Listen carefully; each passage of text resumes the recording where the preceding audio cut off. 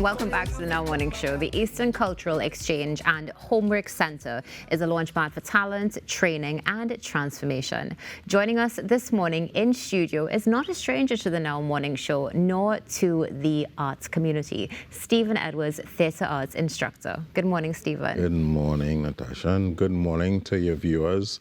And those of you all who might be streaming on the World Wide Web on the Now Morning program, thank you so much for the support. It's a pleasure to have you with us this morning on the show. And I know there's a lot to unpack. I feel like we're not going to be able to get, well, hopefully we can get everything in. Well, we'll try. All right, so let's talk a little bit about the Eastern Cultural Exchange and Homework Center. Why was it created? Well, it was created to create opportunities for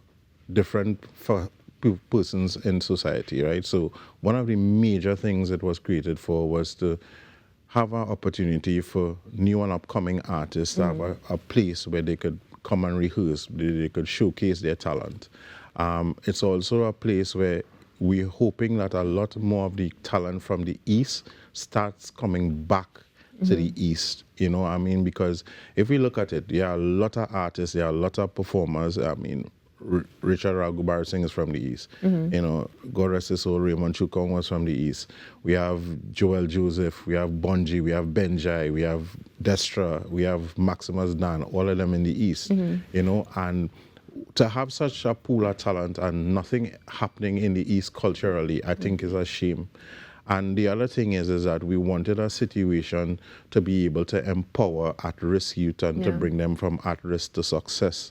So we have YTRC in the area, we have the Five Rivers Secondary School, you know, and we like to do work with persons like, you know, St. Jude's and different organizations like that to be able to, you know, bring those persons from a place of at risk to at success. And this is such a positive shift as well, because essentially it's also decentralizing when it comes to the arts, because at the end of the day, having to come into Port of Spain, not everybody is able to even afford this. It is a challenge. So placing it in such a central location, hats off to you and the team. And hats off also for creating the opportunities. I know this is something that's dear to your heart. It's dear to my heart, but I must apologize. You know, the founder, Janelle Ruth Edwards, couldn't make it this morning. But you know, no relation. It's just coincident. We are both Edwards here, so no relation. Yeah, but you know, it was really, really her dream to really have a lot of persons, because she is in the hospital. She came from the hospitality industry, and she was very, very successful there. And she wanted to have an institute that would have been able to train persons and, you know, create opportunities, for instance, in different parts of the world, you know, because she actually worked for Disney. Oh, that must have been fun. So yeah, so you know, I mean, to have, you know, young persons come in and be trained and have opportunities in luxury hotels and in places like Thailand, Singapore, that for me is a great thing. It is a great thing, and it's interesting as well, because something that we don't necessarily pay attention to is the fact that many of these companies, they come here looking for talent. So we need a base for youth to be trained, and the older generation too, to be trained and become a part of that. So let's speak about the opportunities that are going to be offered by the Eastern Cultural Exchange. Well, we have training, so we just had a showcase because we had a new, let's say, a new panel of writers, actors, directors just doing their first showcase about 3 weeks ago at the event. And the event was really, really well attended. It was well appreciated. And for me, that's a big thing, because as I always say, you know, we need to have more of Trinidad and Tobago content coming out. So one of the things that I am very, very happy to see is that there's a venue now that persons, you know, I mean, the prices are incredible. You get free rehearsals, you know, and there's a stage, there's lights, and it's modular. So if you want them to provide sound, they can provide sound. But if you want to bring your own food, you bring everything. I mean, and a lot of the other venues don't allow that. So that's one of the differences, the main differences with this particular thing. It's 15 minutes from the airport. So the thing about it is that, imagine somebody comes from New York and they jump, you know, in a taxi, and it's right on Range Road. You know, they're able to experience culture in a very unique and true manner. You know, come see a place, sit down and drink a coconut water. So as you mentioned this, it sounds like also there is accessibility to the public as well. Definitely, Yeah. definitely. That's something that's quite important because, as you mentioned, just hopping off of the plane, many times we do see, for want of a better expression, having to jump through some hoops in order to actually get a space. Correct. So you're offering something that is central and available Correct. to any and everybody who is interested. And everybody is interested. So let's speak about some of the upcoming programs that you have.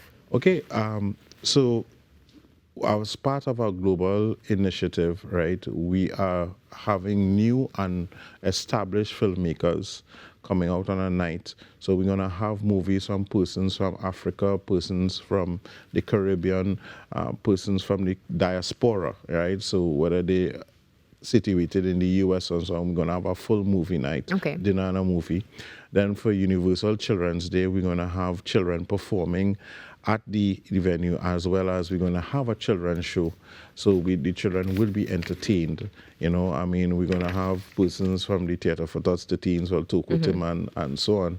But we're going to have other guest artists and so on coming in to basically give the children that cultural feel, because I think that is very important. Yeah, definitely it is important, especially when you see the continued absorption of social media and, let's say, external cultures. Exactly. Being assimilated. You know, those accents getting stronger and stronger, you know. Yep. So it's really important that children know what their culture is. Yeah, it really is. And again, hats off to the work that you and the team are doing. I know you work arduously behind the scenes, not just with this, but with other initiatives also. What about the support? Are you getting that support from the community when it comes to the work that you're doing? Well, this is a very new initiative, right? So we have gotten some support in terms of extensions of you know, materials and that kind of stuff. So I really like to big up NW Prime Hardware, TNZ Home Improvement, Dalton Brown Optical, Andres Electrical, you know, engineering, Andres Engineering and Consultancy.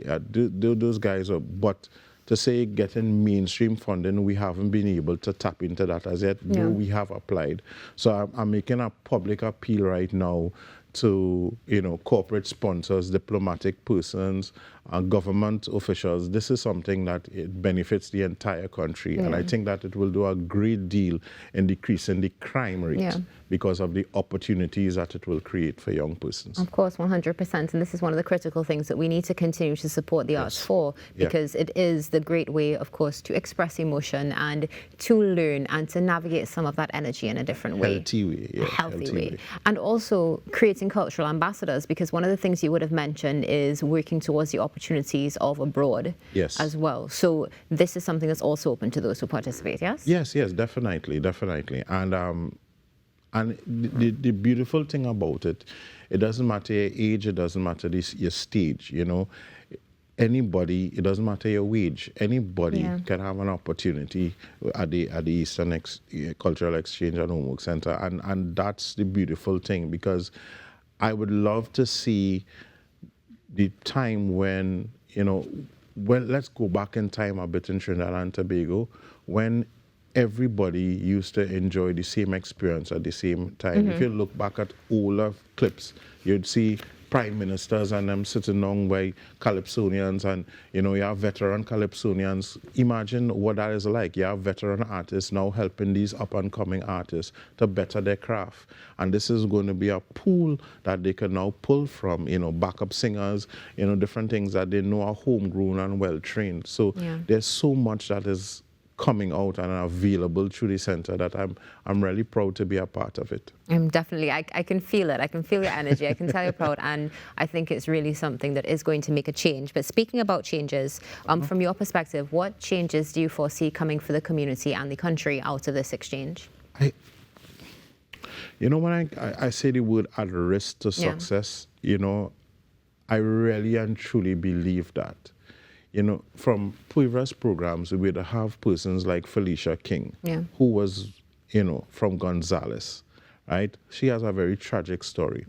But from Gonzales, she now has a master's degree in criminal justice. She came from one of our Theatre for Tots transformation through the arts programs, right?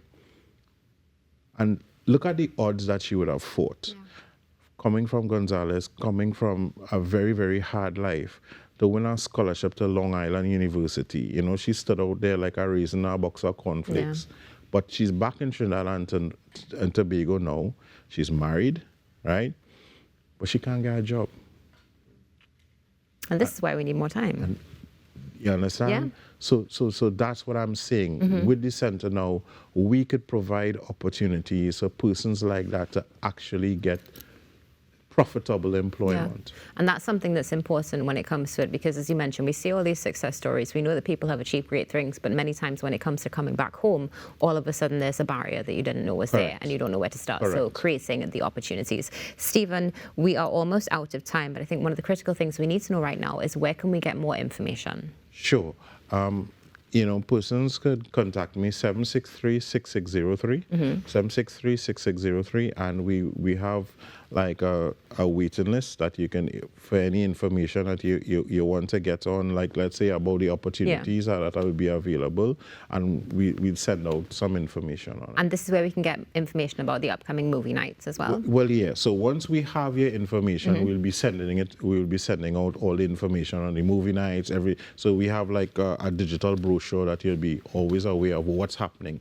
And that's one of the cool things about the center too, is that when you have a show there, we actually help you with the marketing. Excellent. Well, Stephen, thank you so much for joining us. It's a pleasure to have you as always. Thanks so much for having me. Hoping to have you back again soon. We could talk about it. Yeah, definitely, definitely. Stephen Edwards, theatre arts instructor, here with us this morning on the Now Morning Show. We're speaking about the Eastern Cultural Exchange and Homework Centre. Stay tuned. There's more coming up after this break.